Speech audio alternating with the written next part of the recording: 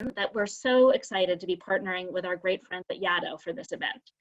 For those who aren't familiar with it, Yaddo is a legendary artist retreat right here in Saratoga Springs, and a hugely important part of both the local and the global artistic community. We've been doing Yaddo Presents events in partnership with Yaddo for a number of years now, and it's been really one of the great joys of what I've been able to do at Northshire. So I'm thrilled that we could adapt these Yaddo events to the new reality. And David, I think, will throw a link to Yaddo in the chat for those of you who are here who are not familiar with their amazing work. It's definitely worth reading up on Yaddo and the amazing things that they do. Tonight, we are so lucky to be joined by Maaza Mengiste and Aminatta Forna, two authors whose work is beloved by our booksellers. Aminatta Forna is the author of the novels Happiness, Ancestor Stones, The Memory of Love, and The Hired Man, as well as the memoir The Devil That Danced on the Water. Her books have been translated into 16 languages, and her essays have appeared in numerous publications, including Granta, The Guardian, The Observer, and Vogue. Maaza Mengiste received a 2020 award in literature from the American Academy of Arts and Letters. Also a Fulbright scholar and a professor at Queens College, he is the author of The Shadow King and Beneath the Lion's Gaze, and a 2018 recipient of a National Endowment for the Arts Fellowship. The Shadow King was listed as a Best Book of the Year by the New York Times, NPR, and many more, and amazingly has just been shortlisted for the Booker Prize. Please join me in welcoming them both. Thank you very much. Thank you very much indeed. I'm delighted to be here and to be in conversation with Maaza Mengiste. Maaza, I want first to congratulate you on your Booker Prize shortlisting. Aminatta, thank you so much. It's really an honor to be here with you. We're good friends, but I'm such a big admirer of your work, as you know. So this is fantastic. So how did the news come of the shortlisting, and how did you feel when you got it? Wow. You know, I got a call from my UK editor, and she said, "Are you sitting down?" And then she told me the news, and I was screaming, and we were both screaming. And then I just got really quiet, and I couldn't believe it. So I'm at that stage still of disbelief, and periodically I have to remind myself, like, it really did happen. It's this book. So it's been good news. In a year of tough news, it's been good. So you weren't like Kazuo Ishiguro, who thought it was a wind up when he was telephoned about the Nobel Prize. Well, I know my editor's number, so I didn't think she'd lie like that. But yeah, I trusted her, but it's really, I mean, it's surreal. It's, you know, it's wonderful news, but it's, you know, it's still a little bit unbelievable. You work so long on something, you never know what's going to happen. We know, Aminatta, that, you know, juries are fickle, and you know, this book has gone through awards and gotten nothing, no shortlist, no nomination. So the Booker was really, I mean, unbelievable. I'm thrilled. Well, it's richly deserved. I mean, I read the book in proof stage. You did, and the evidence of that is my endorsement on the back. And I've been reading it again for the purposes of tonight. I mean, it is such a wonderful book, and I read it again, and I focused on very different things in the second reading. There are so many layers to this book. It's incredible. And then I also thought to myself, you know, almost all the time I've known you, you've been working on this book. Am I right? You know what? As my nephew, my 7-year-old nephew said, you were working on this book before I was born. Yes. As long as you've known me, as long as I've been married, I have been working on this book. So my husband and I are now reaching a new stage. You know, we're ready to take it to the next level. Yeah, after the Shadow King. Let me begin by asking you something. And I've got a couple of questions, but let me just begin by asking you about your oeuvre, right? So you've got 2 books, you know, both set in conflict in Ethiopia. And I was wondering, well, I was thinking actually about our conversation, and I was thinking about a conversation I had with an interviewer who kind of annoyed me right at the beginning by saying to me, he said, you know, you've written about war in your country of Sierra Leone. Don't you think that you're playing into the hands of those people who think that Africa is a continent of conflict? And so I said to him, well, no, I mean, I felt and I said, why else am I a writer? Yeah. Why else am I a writer? If I ignore this particular thing, the biggest thing that has happened in my life, in my country, what kind of writer would I be? And I wonder how you feel about that, not about writing about conflict, because we're going to talk about that at length, but really about the imperative and the responsibility a writer has to chronicle the events of their own country. You know, it's interesting thinking about, well, I have to say, you know, when my first book was published, it was set during Revolution. I was getting those questions all the time. And then soon after just before the book was published, I read your book, Memory of Love. And I remember reading that book thinking, we hadn't met yet. And I remember reading it thinking, she gets it. She really gets it. You know, if you and I were in conversation, we wouldn't be having to deal with those questions. We would be getting right to the heart of the matter. And that your book was revealing that for me. And I think when I get asked that, I often think that each of us has our origin story. And that doesn't necessarily begin at birth. It's really the marker, that event that marks you and that will define your preoccupations for the rest of your life, whether it happens at 3 or 4 or 7 or 14 or whatever. And I know that the revolution for me in the 70s marked me. It just made this thing. It was something I carried with me. And I've talked to another writer, an Ethiopian writer, and he mentioned to me just recently, he's been living in Canada for 20-something years. He left because of the revolution. And he said, you know, there are some of us who never leave. We just never leave. And I get that. You know, you are always, there's always this event in your life you're constantly looking back to. And so it becomes less about defining a war or explaining a war as much as it is about understanding your place in the world. Because having to leave Ethiopia, coming to the United States, I don't know if I'm not the only one that sometimes thinks, how did I get here? Like, what were the things that led me here? How did this happen? And so when someone asks me, how does it feel to write about war? It's like, actually, I'm writing about, it's not war, it's family, it's love. It's all the things that exist despite that. But this event magnified all those things for me. But, you know, the people who ask, they have their own they have their assumptions about this. And I'm not writing to appease them or to try to answer back to them. I'm writing for the people who understand maybe some of the costs of conflict. I mean, we're living in this country right now where everything is divided and we're being forced into very familiar conversations. You know, I remember these in the 70s in Ethiopia. I remember this in the 80s. This is the same thing. And so I feel like Americans are soon going to understand where we were, you know, decades ago. And the stories that come from the United States, I suspect will begin to reflect what we've already been dealing with for a while.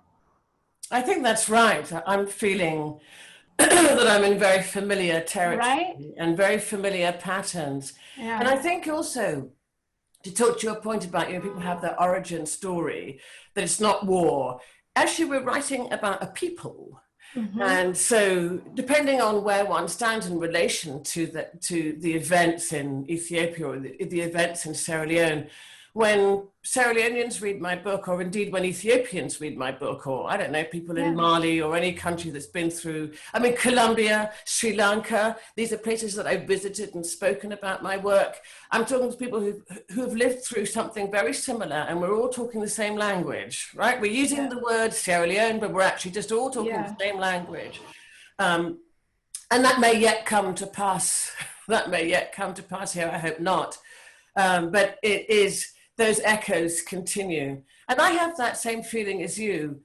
How did I get here? Yeah. And I had to leave Sierra Leone. I was able to go back. My mother was British, so I, have a slightly different story than yours. But I think what's really important is to remember is that our stories are made by history and our lives are made by history. And when I track back the stories of my father's life and the meeting between my mother and my father, it was not by coincidence. It actually began in the 1890s, right? That's when it started. It started with the scramble for Africa, with the Berlin Conference and things like that. That's when it happened. If those things hadn't occurred, if those major world events hadn't occurred, you and I wouldn't be here talking today. Absolutely. And that's, so in order to, we're not writing just stories of African conflict. We're really looking at the after effects of colonial invasions in those countries. And the conversations, frankly, need to be broadened. The questions need to be, but I know that you and I get them all the time.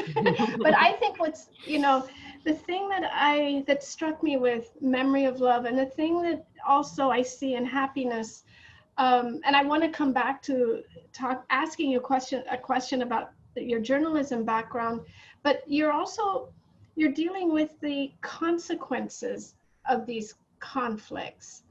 And I find that also a really interesting perspective. Like my books tend to drop us right in the middle of the mayhem, of the conflict. And just from, these two books, and I'm thinking about the book of essays you have that's coming out, you're looking at what survives, like what remains and how does it stay there. And I wondered if you could talk a little bit about that, because I don't know if I see you really grappling with things that are much broader, more complicated than, just a moment in war.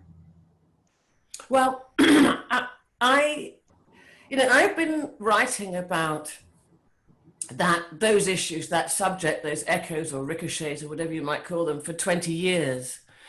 And it's amazing to look back. In fact, we mentioned this the other day. I said to you, actually, that book was published 20 years ago, 18 years ago, strictly speaking. That's my memoir. And it's like, I now have a book that's nearly 20 years old. And I thought when I wrote it that I was writing it out, okay? That was not my intention. I felt that it was a story that absolutely needed to be told. Sierra Leoneans, the book was published in 2002, which is when the war ended. And my memoir, The Memory of the Devil That Danced on the Water, was about my father, who had been a political dissident and an activist and had been murdered by the regime. And so I took us back to the prelude to all of this, and then forward to through the conflict and somewhat forward to the aftermath, right? Yeah.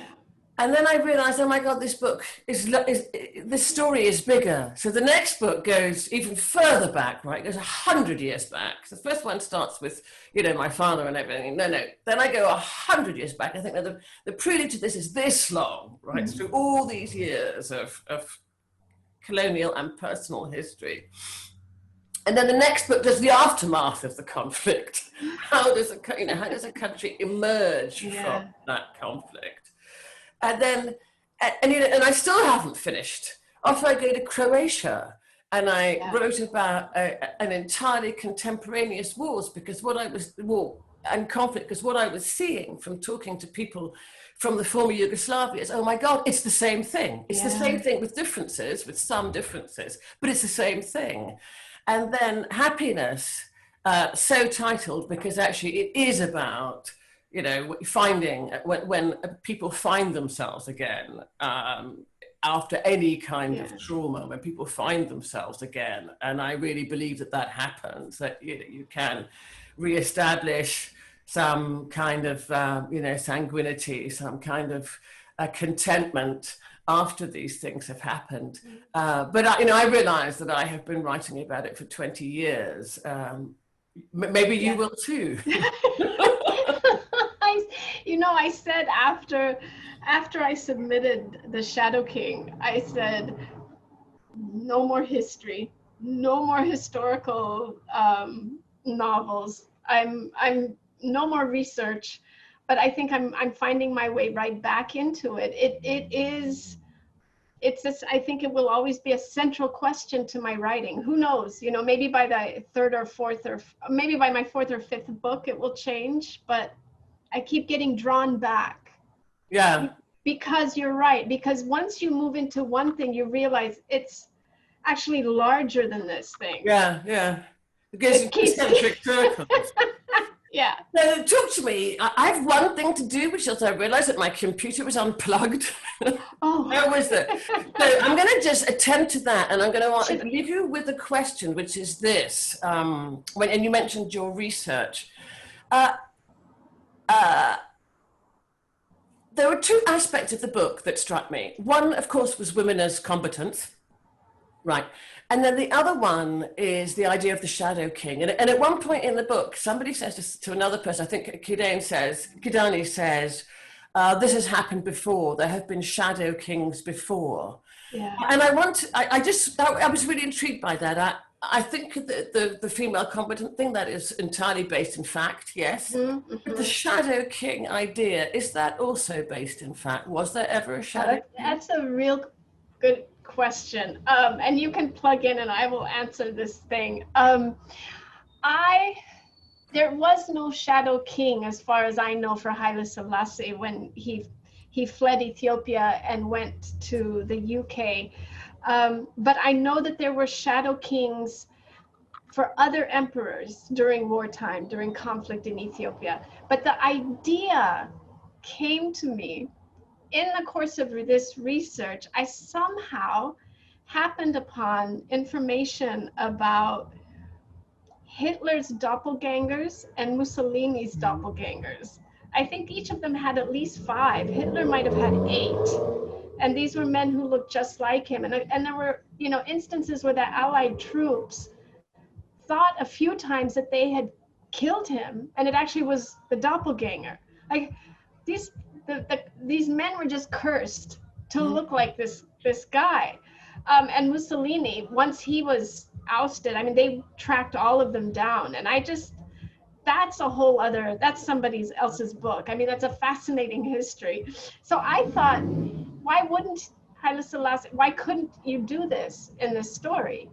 Like someone who looks like Haile Selassie, who continues to, you know, galvanize the military and the people when Haile Selassie is in England. So that was partly made up for this instance, but it happens. And, you know, I had to say, like, once the book was getting ready to come out, and I was thinking again about the Shadow King, you know, there are all these accounts of fake Melania.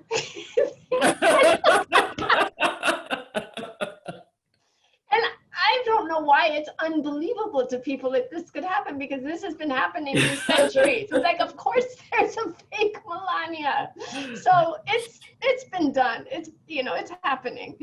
But in terms of the women and their competencies, and I thought that when I was researching and I would find 1 or 2 lines or a headline or a very short article about a woman, you know, in the midst of battle, picking up her fallen husband's gun and leading his men, you know, to charge at the enemy, I said, okay, I can't believe this. I never heard this story, but if I can find 1, there had to be 5. If there are 5, there has to be more. So I thought that when in writing this, if I may, you know, if I said there were 50 of them, maybe 100, then, you know, I'm playing it safe. And I was talking recently to a historian, and she's just completed and published a book about women in warfare, or warfare in Ethiopia. And she's, when I told her, maybe 50, maybe 100, 200, she said, what? They were everywhere. But I never heard of them. My own great grandmother was involved in the war, but I didn't learn that history until I was done with the book and in the final stages of editing it. My mother knew this story. Her sisters knew the story. I met my great grandmother before she passed away. No one told me this, which, it makes me think that the stories of women are not counted as history, even to themselves. They're spoken of in kitchens. They're in the spaces of women, but they never move out beyond that, and we lose all this history. I've got a few questions to pass out of that answer, but women were combatants in Sierra Leone as well. Yeah, that's exactly. And in many places, I think when a country is overrun. So I think there are two things. First of all, as you say, women's history doesn't get narrated in the way that men's history gets narrated. But I also think that the history of conflict is told differently depending on whether someone. What we're familiar with are the stories of international conflicts. Yeah. Whereas when your country is overrun and it is your home and your village and your city, you are, as a woman, you are part of the conflict. You don't have the option of not being part of it. But I wanted to ask you about a few of your characters. I'd like to ask, I'm going to start with the emperor, not because he's the emperor, but because I want to get him out of the way, because I really want to talk about some of the women. I just want to ask you, quickly, it's the second time you've inhabited the character of Haile Selassie. And through inhabiting him and through the voice that you use around him and around the story, you do narrate this greater history. And you even say in the book, in the future they will say, in the future they will claim, in the future, or they used to say, so you actually, all the way through the book, you're actually challenging this official version of history. So that in itself is fascinating, but also there at the center of it all is this character of Haile Selassie, who is very passive, am I right? Very passive. I just wondered how you invest yourself in him. Initially for the first book, I had done several drafts and he just kept coming up, and I said, I can't touch this. I don't want to touch him. But then eventually I said, how can you write a story about revolution and not also deal with the emperor, who was the reason that people were revolting? And I thought it would be interesting to think about, well, what could he have been thinking? He's 80 something. He was probably, becoming senile. I was really, I ended up at some point not thinking of him as an emperor, but just this feeble old man, under house arrest. And that was it. So that was okay. But then when it came time to rendering him in his, he was 40 or something like that, 30s, 40s, during this war, much younger. Frankly, I think he was more ruthless. But then he left his country. And so he didn't fight the way other emperors fought at the head of battle. And I started thinking about that. But I think, Aminatta, the one thing I wanted to do with this book is center women and girls. And I thought everybody that I introduce, I need to, in some way, introduce them through family and through their home. And once I found out that Haile Selassie had a daughter that, by the way, nobody talks about in Ethiopia. She has been written out of history. Again. Nobody knows about her. Some people don't know she even existed. But that he had a 14-year-old daughter in marriage. Basically, his aunt, who was 50 years old, he could create an alliance with the family. It was, again, one of those royal one of those royal marriages, so he could create and force an alliance between these two families so that they would not revolt against him. So he gave this daughter, okay, in addition, in the 2 years that she was in that household, she kept writing, sending messages saying, please come get me. They're not treating me well. Please come get me. I'm frightened. Next thing you know, she's dead. And I thought, that's the man that would leave his country. Mm. That is the, you know, and so I began with the home. And as soon as I figured out that thread, I thought, he's just, everything he's going to do is to maintain power in this war. And I guess the ruthlessness comes in the inaction and just doing what he needed to do. So that for me, the daughter was the clue into him. And I found that that might be an interesting way to approach this man. Well, it's chilling. When he gets on the train, you just think, what, you're going? You're going? I think everybody's... have you no principle? Yeah. Let's talk about the women. Let's talk about the women now. The first time I read this book, it was Hirut's story. Hirut is the young girl who goes to live with a couple. They've recently lost their son. Her relationship with this couple is uncomfortable. The wife resents her. The husband at the beginning, you kind of think, is he kind? And then you realize maybe not so kind. Turns out to be interested in her in all the wrong ways.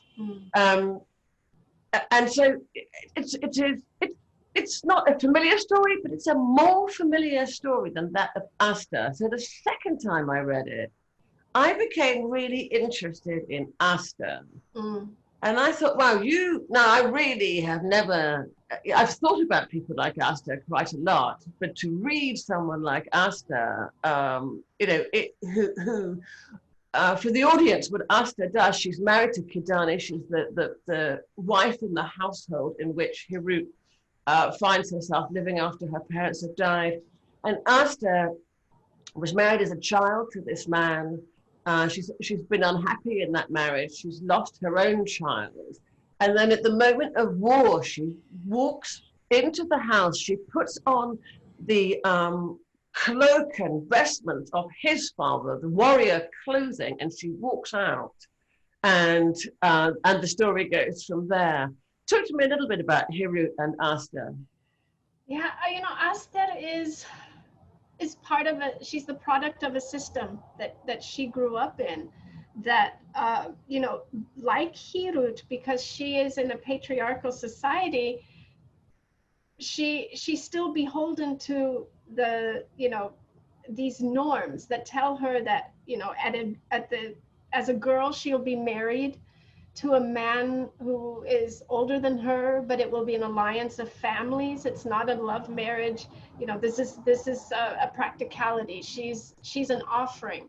Hirut also has her own limitations, but Aster also, believes in that system. As much as she rebels against it, she's also part of it. And so within the hierarchy, she is higher than Hirut because of class. And she wants to maintain that and doesn't see that there's anything wrong in thinking that another human being is lesser than you, just because they were born with less money, or they were born, from a different family. And I thought that would be a really interesting character to develop, because Aminatta, I think that we know those women across Africa and everywhere, everywhere, that's what I'm going to say. Any place where there's any sort of division based on education and family, there are women who are basically foot soldiers of the patriarchy. They will maintain a system as long as it keeps them at the top as well. Yeah, they're happy to be number two. Yeah. So but Aster has her own traumas, and when war comes, war is that disruptive force that allows both her and Hirut to say, there's something else that I can be, and now there's a possibility here. yeah, I don't want to say very much, but I think Aster, as much as she changed, you know, I don't know, maybe readers will think differently, but I think Hirut had more of the transformation. Aster was still remaining part of a system. Right. Yeah, she still maintains her place. Yeah, So, yeah. um, so let me ask about, you're a photographer, aren't you, as well as a writer? Yes, you know, I don't want to call myself a photographer, but I do like taking photographs, making photographs. Yeah, you love photography and you understand Yeah. photography, and photography is very central to this book. And there's a character, Ettore, who is, we'll talk a bit more about his background later, but for the moment, let's just keep him as an Italian soldier with a camera. And he photographs the captives.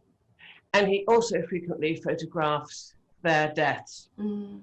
And this, to me, there's a scene in the book which I think is one of the most chilling scenes I've ever read, where he photographs people at the point of their execution as they're being killed.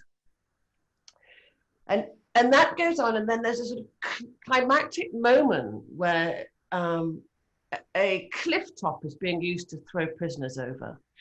And I was so struck by that because it really did just feel like throwing people away, right? Well, just throwing people away. And some of the people don't even know why they're there. They've been caught up in it. Everyone's a rebel. The Italians are completely terrified. But there's a moment when there's a van that's going up towards the cliff.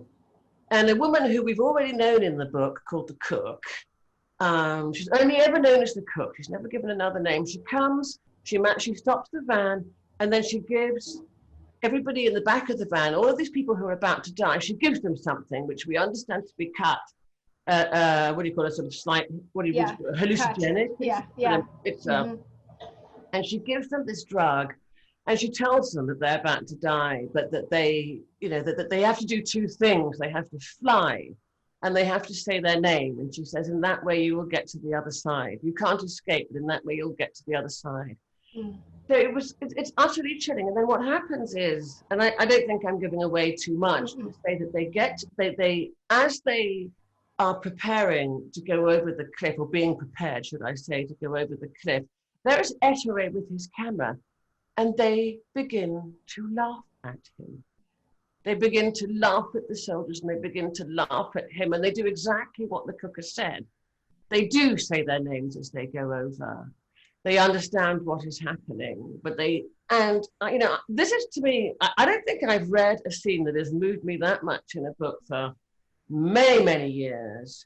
But what's incredible about it is that they are despoiling his trophy taking, right? You know, so, and today when we see with ISIS, but also with the videos of George Floyd and other men who've been killed, we actually see photography and filming used in all kinds of different ways, used as a weapon of war, used as a testimony, used as a witness, used in all kinds of ways. Could you talk to me a little bit about Ettore and what he means to you in the center of this book?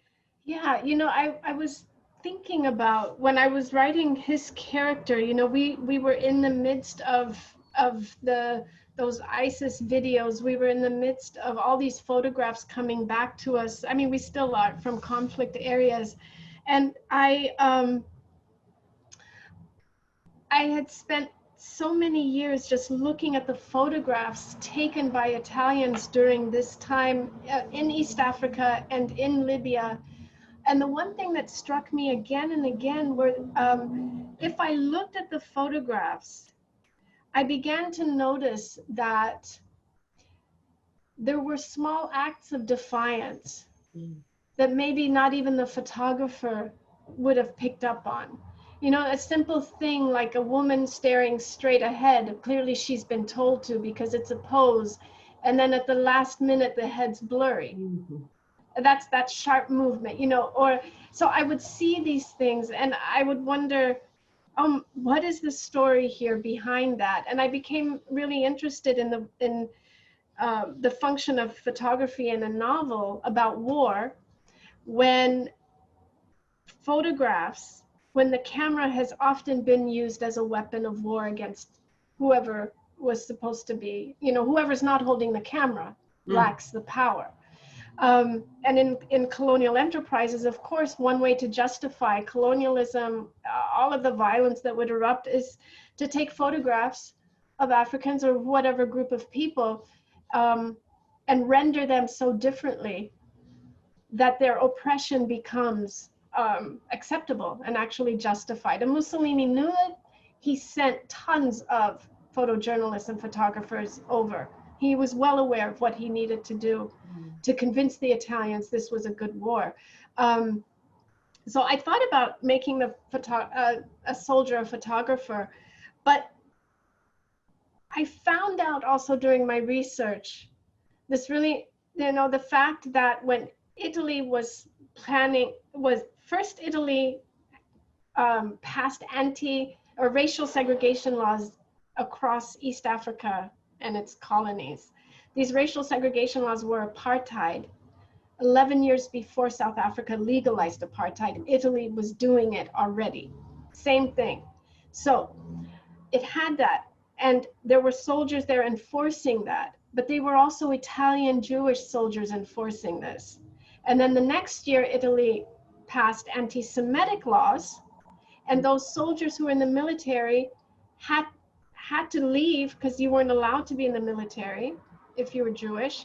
Eventually they were arrested, detained, and shipped to different camps.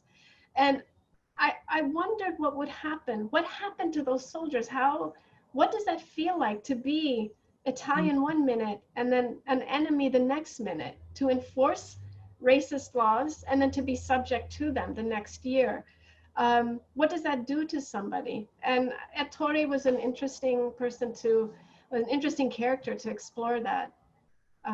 Yeah. And the audience should know that Ettore, of course, is Jewish. Yes. And that moment comes for him. He finds out through a letter from his father he knows he's Jewish, but he finds out from a letter from his father that reaches him that his father came from Odessa, that they were the victims of pogroms, they escaped. And he says to Ettore, stay where you are, stay in Abyssinia, as they call it then, stay there. And so Ettore has to deal with that himself. Yeah. And I think that's what's so fascinating is the all the way through the book, the power balances keep changing, right? Some people sort of maintain it, but in personal moments or at moments lose it. There's an extraordinary moment also with Carlo, who is the commandant, where he loses his power. Talk to me about that, because he loses his power in a moment when he's very nearly killed. He's very, very nearly emasculated. Yeah. and that ricochets against the way in which he treats. So war is completely personal. And I think that's what's so fascinating about your book. Yeah. You write battle scenes, but you also write these intensely personal scenes where the war comes right down to the minutiae. Yeah, and it's war. I kept in mind that war has often been used as a way to define masculinity, define heroism, define what it means to be a man. I think I've heard this quote of, war will make a man out of you. You leave for war as a boy and you come back a man. And I wonder, well, what's that definition and what does it rely on? It's mostly cruelty and aggression. But that idea of manhood, I found it, with that moment you're talking about with Carlo, I thought, well, what happens when that thing is threatened too? In the midst of, here's this man trying to make a name for himself, trying to be a heroic, manly figure, the ultimate fascist, and they come right for the thing that defines him. What does that do to you afterwards? How do you survive that? And of course he lashes, it's how he treats the women, because he has to redefine his manhood based on his interactions with the women in the story. It's interesting that you and I have both written scenes. And I was just going to say that as soon as I... I've written two, in The Hired Man and in The Memory of Love, that the man Yes. becomes the victim of some kind of sexual aggression or Yeah. aggression that focuses on. And yeah, something that we know happens, but that is not. We do, but it doesn't get addressed. It doesn't Because get, the narrative yeah. cannot be tracked. Yeah. I think we have a good amount of time for audience questions. So, Oh yeah. who's going to moderate them? Rachel, will you throw us the first question?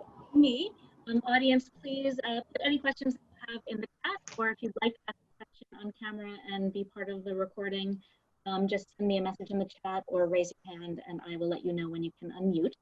But to kick things off, actually, Maaza, since this is an event we're co-presenting with Yaddo, I wondered if you could talk very, very briefly about your time at Yaddo and your experience there.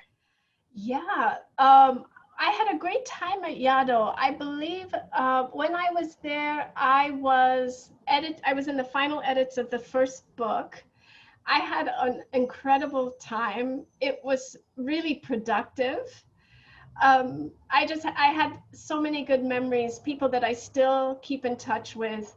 I really love Yaddo. I think maybe one of the more memorable parts of it would be when we would all gather around the table. And I'm sorry to say, but there were always conversations about the ghosts at Yaddo. Which is that's not what I should be hearing. But it was a wonderful experience. Good for writing. Yeah. Do we have another question? We don't have any yet, but we have a wonderful comment from Mazuba, who said, "Thank you so much for writing The Shadow King, Maaza. I used your book for my research paper in my master's and studies. I'll be exploring it more in my PhD program." So, oh, thank you, very cool. Mazuba. Thank you. If you have any questions, now's the time. Yeah. Let me ask you the obvious pandemic question. We've actually managed to leave the pandemic behind for 45 minutes. But how are you finding work and writing? I'm always getting so much, you must be getting so much done. I think, no, I have so much more to do at this time than I ever did before. But I'm also finding it kind of hard to get lost in fiction. The long dream is hard to recapture. It really is. I mean, look, I will announce here that Aminatta has a wonderful collection of essays coming out. When is it? 2000? May next year. So I read that, when you sent it to me, I was like, fiction has been harder to get into. I have been reading for certain things, for reviews that I need to write, but nonfiction and poetry has really been the thing that I've grasped, and I can follow those things. I want to ask a question about this, your essays, but I know initially with lockdown, it was really hard for me to focus on anything at first. And then you get used to it, but then it's a very numbing sensation. Now there's so many Zoom meetings. I mean, I'm teaching on Zoom, and we're constantly doing this so that my days don't run the way they would. I don't have the interruption. Yeah. But I'm slowly getting back into reading for longer, focusing. I'm getting that back, but it really is something I have to work on. What about you? How have you? I have not written a word. I'm reading. I mean, I lucked out that I had just handed in a book at lockdown. So I'm doing, just that, the labor of editing. My manuscript comes back, I edit, I answer my editor's queries, I send it back. It's a nice, mechanical, methodical thing to do. Yeah. Titles, cover design, that kind of thing. It's actually a very decent project. And I knew the minute that lockdown came that I was in a very lucky place that I was there. And it sort of makes me smile a bit because you were talking about Yaddo and writers' retreats. And, I never ever used to go on writers' retreats because I thought, why do I want to go away from home? I want a housekeeper. That would help. But I need a little bit of input here and there. And then, of course, I had a kid, and it was like, no, now I understand retreats. Now I've got that. Or but I have found it very hard. I had an idea for a novel. I think I managed to write 1,000 words. Oh my and God, it was that's just all gone. It was just, I didn't want to enter the dream. I couldn't enter the dream. So that's sort of gone by the by. And actually, I spent the summer working up projects for the future. That's great. Yeah. Well, I noticed in your collection of essays that I wondered about the span of years they were, because it feels like there's some parallels with the fiction, that, the subjects, the topics of some of your novels. And were you writing these essays in the midst of, writing your novels? Sometimes. So I regard nonfiction as something of a palate cleanser. I write a big novel and I can't get straight back into another big novel. That's never really happened. I mean, I often have the idea bubbling, but yes. I can't just go. Yeah. So I very often, I write nonfiction as a palate cleanser. An essay is a very, it's a finite thing. It's 5,000 words, 7,000, 8,000 words. Some of my essays in that collection are, I don't know what, 50 words? Very good words. Some are very short, some are 500 words, some are 5,000 or 10,000 words. But, just to have no fixed parameters, I can just explore this idea. And it is that. I think of fiction as something that comes from the imagination. But I think of essays and nonfiction as a found story. Right? It's a found story. I found it, and all I need to do is put it in a narrative order. Yeah. It's a found story. I like that. Now, we seem to have a couple of questions here. Let's have a look. One from Kaya. She's asking, Maaza, you mentioned not wanting to work on anything historical just now. Have you begun a new project, and are you comfortable telling us a little bit about it? I will say that I think I'm just going right back into history again. I swore I wouldn't, but now I'm just swearing that it'll be a very short book. So we'll see what happens. But I feel here we go again. I feel like it's just right. I mean, that's how you can sense it. You're like, oh God, here we go. And so, that's all I will say right now. But it looks like I will be doing more research, and it's historical also.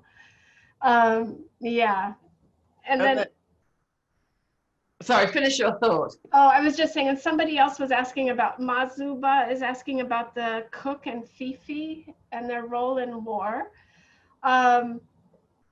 Very rare. I don't get asked about Fifi very often, but women like her existed, and they exist in every conflict. I wanted to create this character that was quite, living across two battle lines, living in between this war.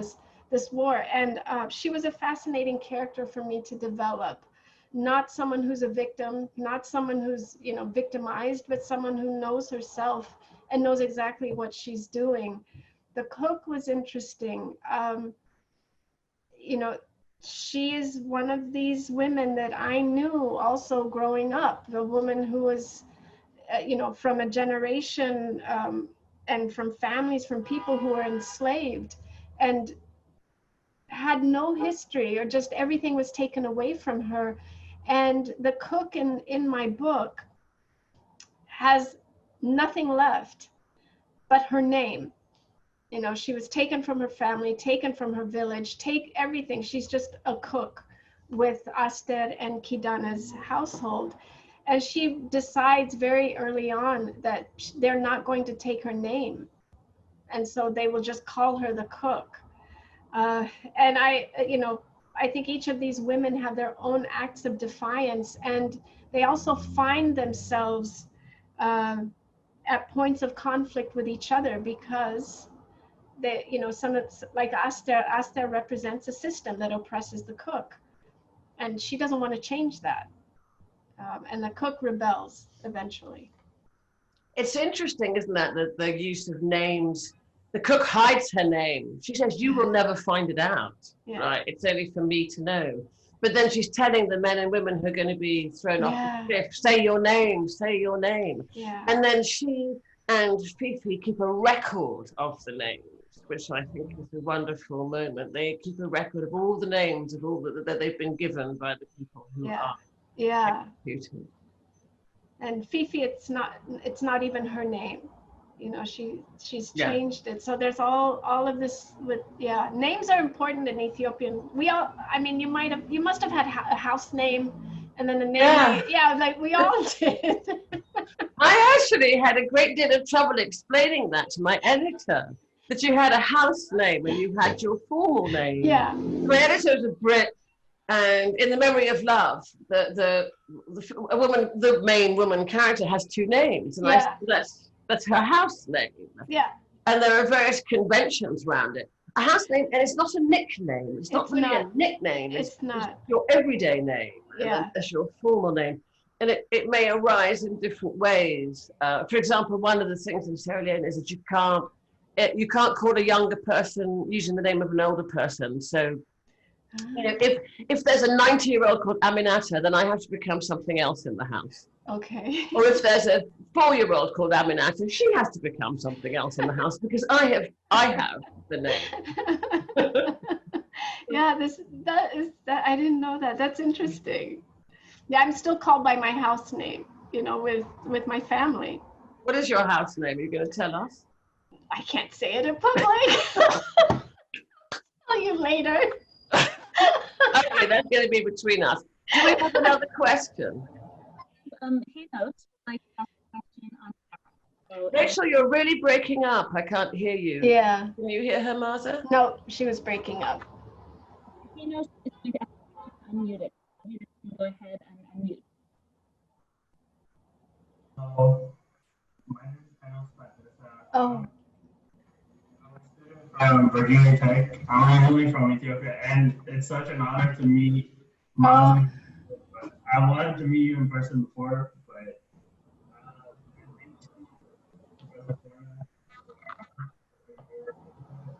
want to say your work has been such a high platform, yours and Mr. Nega Mazalika. To see the past from my generation's perspective, because we didn't know growing up what it was, and reading the new book has been such an enlightening moment. I just wanted to say that before. Oh, thank you. And it's Henok or Henos? Henos. Henos, thank you so much, Henos. Thank you. I hope to be there in Addis soon, once this pandemic leaves. Thank you. So that was Henos who was calling in from Addis, was he? Yeah, that's amazing. That is the miracle of where we are now, of Zoom, Yeah. being able to talk to people in different places. Sorry, I'm actually in Virginia, so I'm in Virginia. I'm a student. Oh, you're in Virginia? Yes. Okay, Yes. okay. That's just the background of this. Okay, that's great. Thank you, Henos. Do you have a question, Henos? Did he? That was it. That was it. Thank you. And then thank you, Bina, for offering your historical researcher services. I might need those.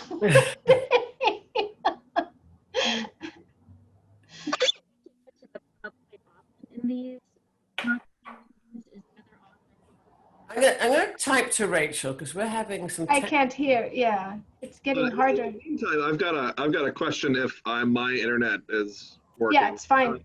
Could you tell us a little bit about the 7-year journey to publishing The Shadow King and the process of from draft to the shortlist?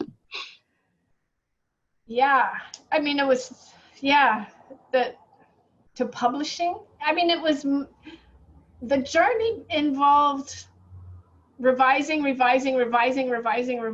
know, a lot of that. I had done so much research at some point that I had overloaded the story with all the research and it killed the book.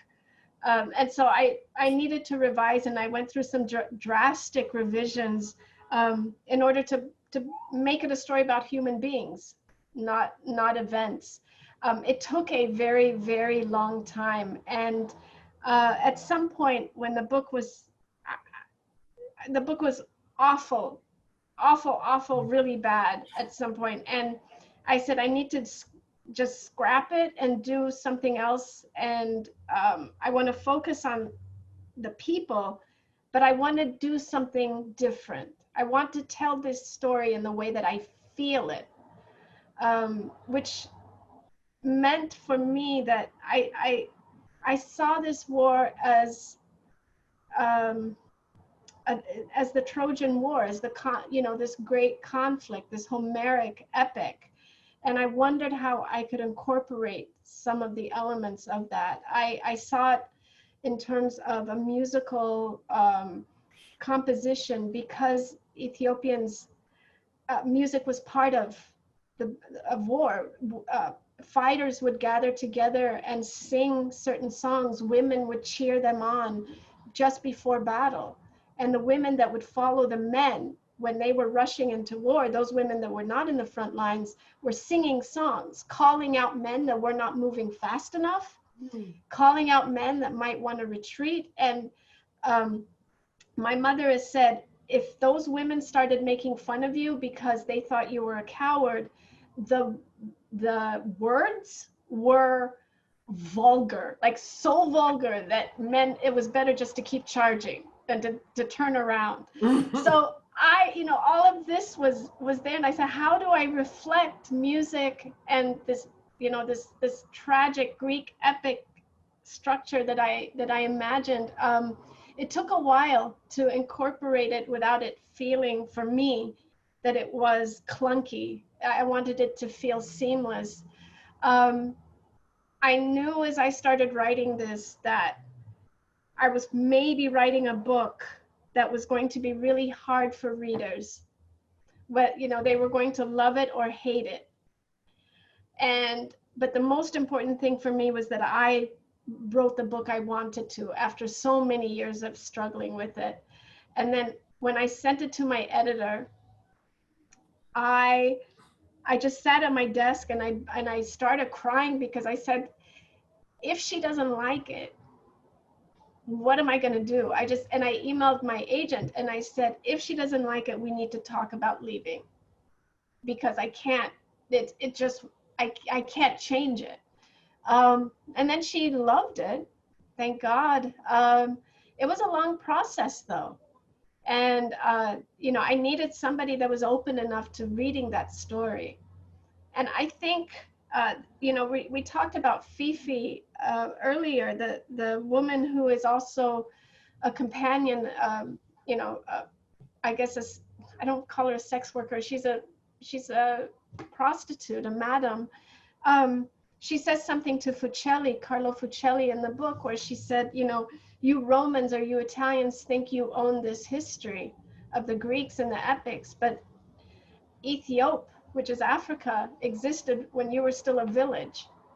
And, and I think that I imagine that there might be resistance from some people that here's a story about Africa taking these forms that are Greek. But to me, the first place I saw myself as a kid in literature was in these Greek tragedies and Greek classics, not in American literature or, any other literature except that initially. But I think the idea that these were not interweaving notions is incorrect anyway. Yeah. I think we're right up to time now. I just want to say this, I get asked a lot, when do you know when a book is finished?